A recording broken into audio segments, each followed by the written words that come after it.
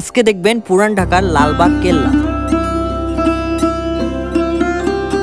আর আপনারা যদি ঢাকায় আসেন আমি আপনাদেরকে সাজেস্ট করব যে এই জায়গাটা অবশ্যই ভিজিট করে যাবেন। আর সাথে আমরা এখানে একটা সুড়ঙ্গ পথ পেয়েছিলাম যেটা নাকি বুড়িগঙ্গার ওই পাশে গিয়ে ওঠে। তো আজকের ভিডিওটা মেইনলি লালবাগ নিয়ে এবং এখানে ঢুকতে কত টাকা লাগে এবং এখানে কি কি আছে, সো সম্পূর্ণ ভিডিও দেখুন। আমরা আসছি পুরান ঢাকার লালবাগের কেল্লা, আর যেটা পুরান ঢাকার একটা ঐতিহ্য বলতে পারেন। আর এখানকার যে ভিউ দেখতে পাচ্ছেন যে কি একটা অবস্থা, যে এতটা সুন্দর প্রকৃতির মধ্যে সবুজ এবং নীল এবং লাল লাল ভাব। আসলে আজকের দিনটা আমি আসছি এবং এই দিনটার আবহাওয়া এতটাই জোশ ছিল যে চারিপাশের পরিবেশ আপনারা দেখলেই বুঝতে পারছেন যে কতটা সুন্দর লাগতেছে। লালবাগ কেল্লায় আসতে হলে আপনাকে আসতে হবে সকাল 10টা থেকে বিকাল 5টার মধ্যে।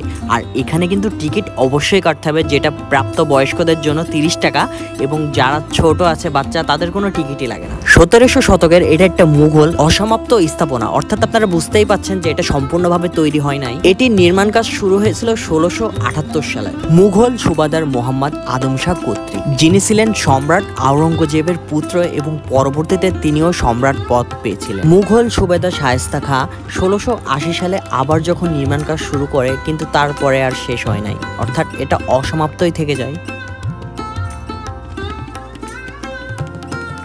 তবে আপনারা যদি পুরান ঢাকায় আসেন আমি অবশ্যই বলবো যে লালবাগ কেল্লাটা অবশ্যই ঘুরে যাবেন।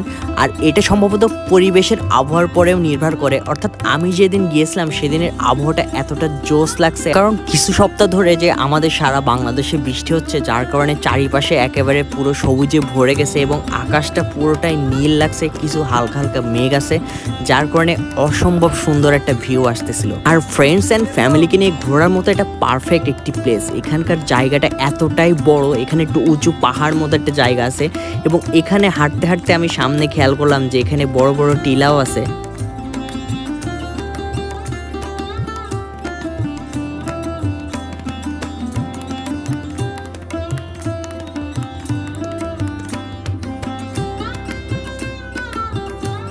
আর এইটা পিছনে যেটা দেখতে পাচ্ছেন এটা হলো লালবাগের নাকি গোপন সুড়ঙ্গ। আর লোক বলে বর্তমানে এর ভিতরে এখন মানুষ গেলে কেউ আর ফিরে আসতে পারে না।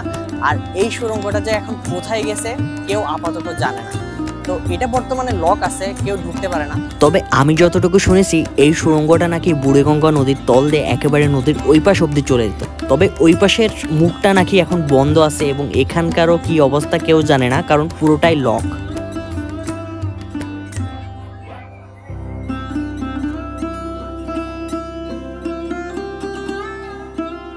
তারপরে আমরা লালবাগ দরবার হল, অর্থাৎ বর্তমানে যেটা লালবাগ মিউজিয়াম নামে পরিচিত, ওটার ভিতরে গেলাম। তবে ভিতরে তেমন কিছু দেখার নাই, তবে ভিতরে আমি দেখলাম যে অনেক মার্বেল পাথরের কাজ করা আছে এবং ভিতর থেকে দেখতে অসম্ভব সুন্দর। তবে আপনারা ভিতরে গেলে এটার ইতিহাস সম্পর্কে আরো ভালোভাবে জানতে পারবেন।